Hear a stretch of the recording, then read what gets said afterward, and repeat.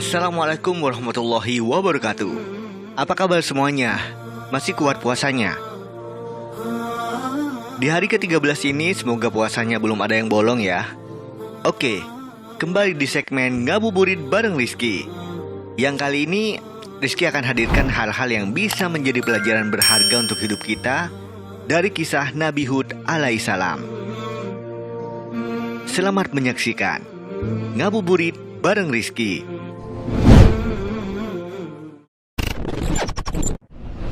Pelajaran berharga dari kisah Nabi Hud alaihissalam.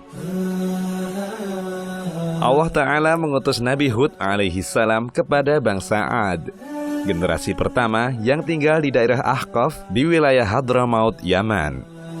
Ketika semakin bertambahnya kejahatan dan kesewenang-wenangan mereka terhadap para hamba Allah Ta'ala, mereka berkata sebagaimana dalam ayat, "Siapakah yang lebih besar kekuatannya dari kami?"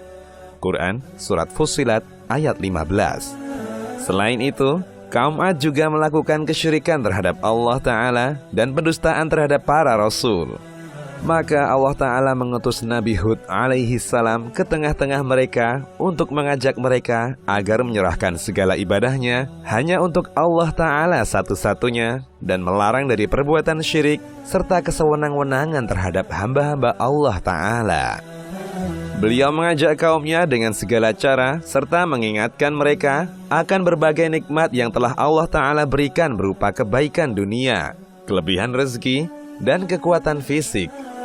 Tapi mereka menolak seruan tersebut dan menampakkan sikap sombong, tidak mau menyambut seruan Nabi Hud alaihissalam. Mereka bahkan mengatakan seperti diceritakan oleh Allah Ta'ala, "Wahai Hud, kamu tidak mendatangkan kepada kami suatu bukti yang nyata." Quran Surat Hud ayat 53.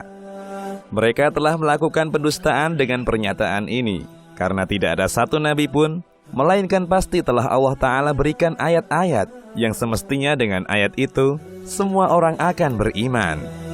Seandainya tidak ada yang menjadi ayat-ayat atau tanda-tanda kebenaran para rasul tersebut, kecuali ajaran agama yang mereka bawa itu sendiri, itu pun sudah cukup menjadi dalil atau bukti paling utama bahwasanya ajaran agama ini berasal dari sisi Allah Ta'ala. Di samping kokoh dan sistematisnya untuk kemaslahatan manusia, kapan dan di mana saja, sesuai dengan situasi dan kondisi, kebenaran berita yang ada dalam agama ini berupa perintah terhadap seluruh kebaikan dan larangan dari segala kejahatan, turut menjadi bukti kebenaran para rasul. Juga masing-masing rasul itu membenarkan rasul yang datang sebelumnya dan menjadi saksi akan kebenaran dakwahnya, sekaligus membenarkan dan menjadi saksi pula bagi rasul yang akan datang setelahnya. Nabi Hud alaihissalam sendirian dalam berdakwah. Beliau menganggap mimpi-mimpi kaumnya sebagai suatu kebodohan dan menyatakan mereka sesat, serta mencela sesembahan mereka. Sementara kaum Nabi Hud alaihissalam adalah orang-orang yang tubuhnya sangat kuat dan suka berbuat sewenang-wenang. Mereka menakut-nakuti Nabi Hud alaihissalam dengan sesembahan mereka. Bila tidak berhenti berdakwah, niscaya Nabi Hud alaihissalam menurut ancaman mereka akan ditimpa penyakit gila dan kejelekan. Namun Nabi Hud alaihissalam justru terang-terangan melemparkan tantangan kepada mereka dan berkata, "Sesungguhnya aku jadikan Allah sebagai saksiku, dan saksikanlah oleh kalian bahwa sesungguhnya aku berlepas diri dari apa yang kalian persekutukan dari selainnya. Sebab itu, kerahkanlah segala tipu daya kalian terhadapku, dan janganlah kalian memberi tangguh kepadaku. Sesungguhnya aku bertawakal kepada Allah, Rabbku, dan Rabb kalian. Tidak ada suatu binatang melata pun melainkan dialah yang memegang ubun-ubunnya. Sesungguhnya Rabbku di atas jalan yang lurus." Quran Surat Hud ayat 54 hingga 56. Maka ayat mana lagi yang lebih besar dari tantangan Nabi Hud alaihissalam kepada musuh-musuhnya yang sangat menentang seruan beliau dengan berbagai macam cara. Ketika kejahatan mereka telah melampaui batas, Nabi Hud alaihissalam meninggalkan dan mengancam mereka dengan turunnya azab Allah Ta'ala.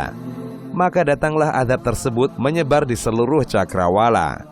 Mereka dilanda kekeringan yang ganas sehingga sangat membutuhkan siraman air hujan.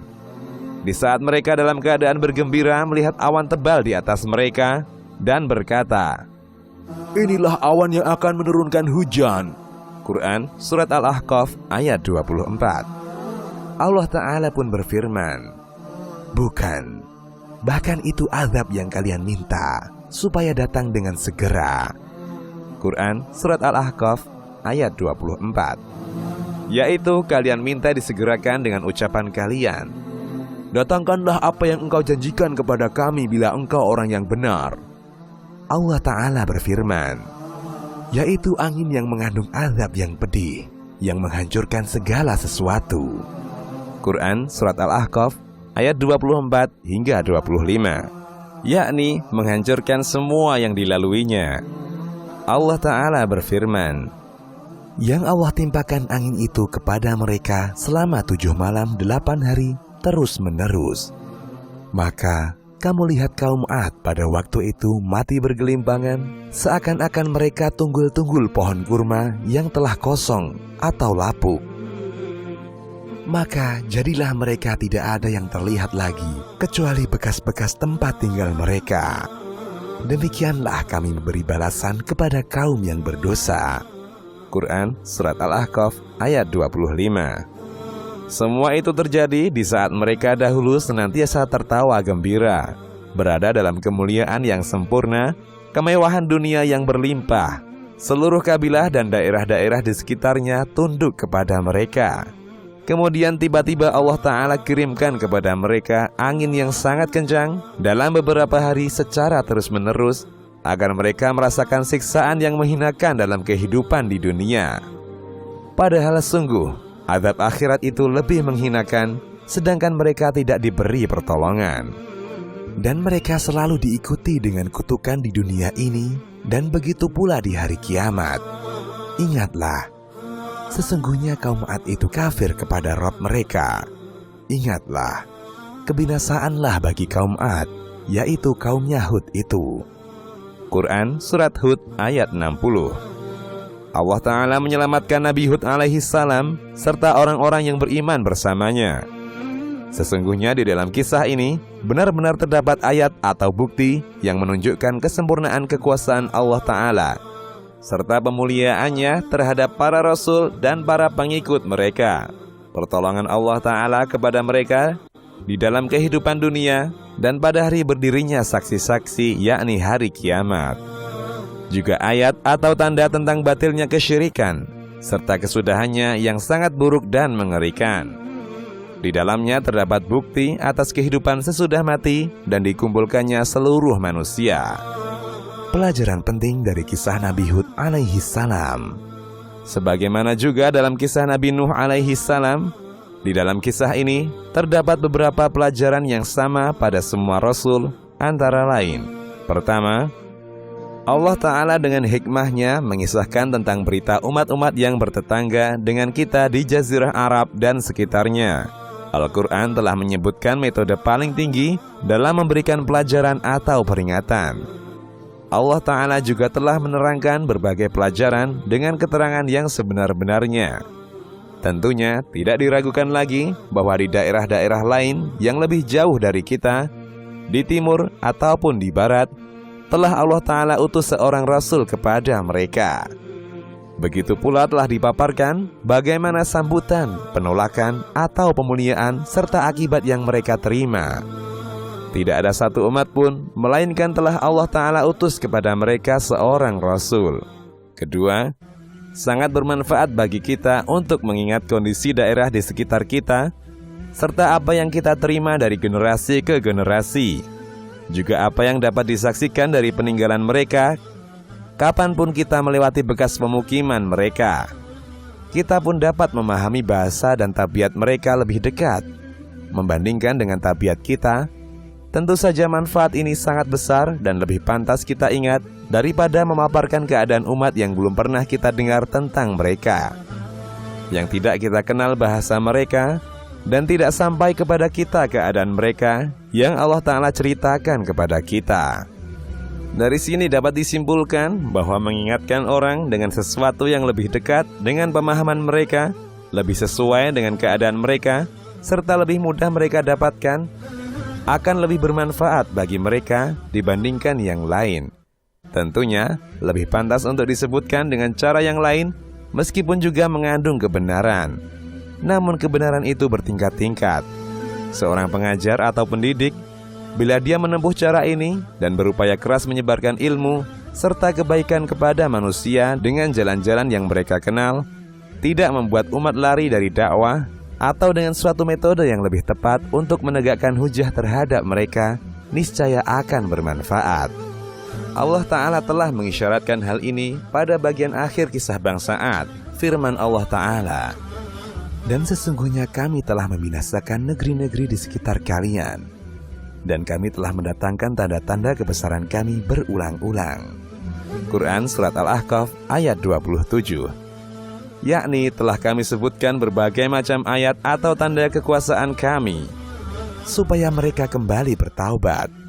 Quran Surat Al-Ahqaf ayat 28. Yaitu agar lebih mudah untuk mendapatkan pelajaran.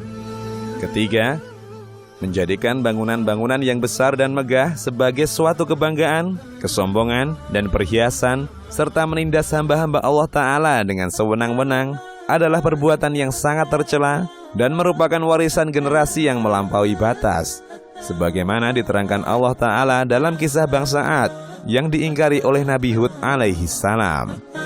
Apakah kalian mendirikan bangunan pada tiap-tiap tanah yang tinggi untuk bermain-main? Quran Surat Asy-Syu'ara ayat 128. Secara umum, bangunan untuk istana, benteng, rumah, dan bangunan lainnya mungkin saja dijadikan tempat tinggal karena memang dibutuhkan. Kebutuhan itu sendiri beraneka ragam dan berbeda-beda tingkatnya.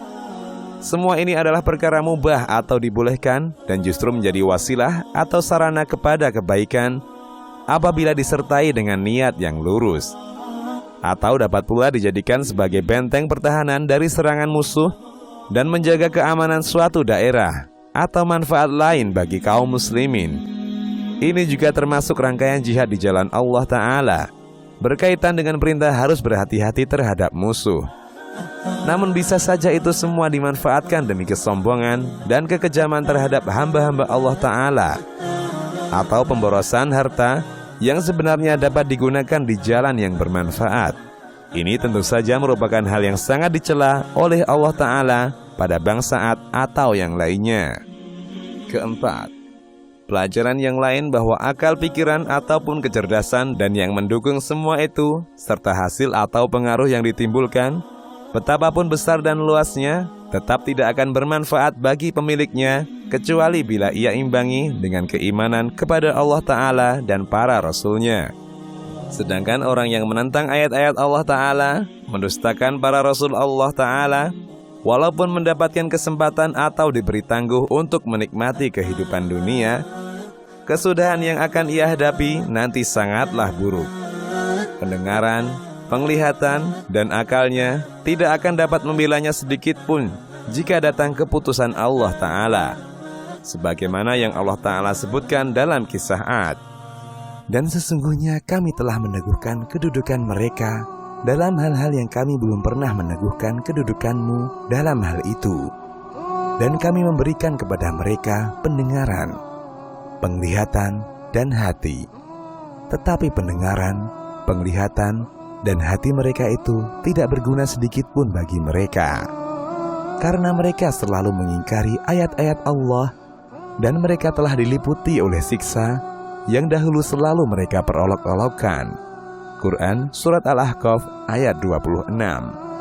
Dalam ayat lain, karena itu tidaklah bermanfaat sedikit pun kepada mereka sesembahan yang mereka seru selain Allah di waktu azab Rabbmu datang, dan sesembahan itu tidaklah menambah kepada mereka kecuali kebinasaan belaka. Quran Surat Hud ayat 101. Wallahu a'lam bishawab. Kita ketemu lagi di konten selanjutnya. Wassalamualaikum warahmatullahi wabarakatuh. Selamat menunaikan ibadah puasa.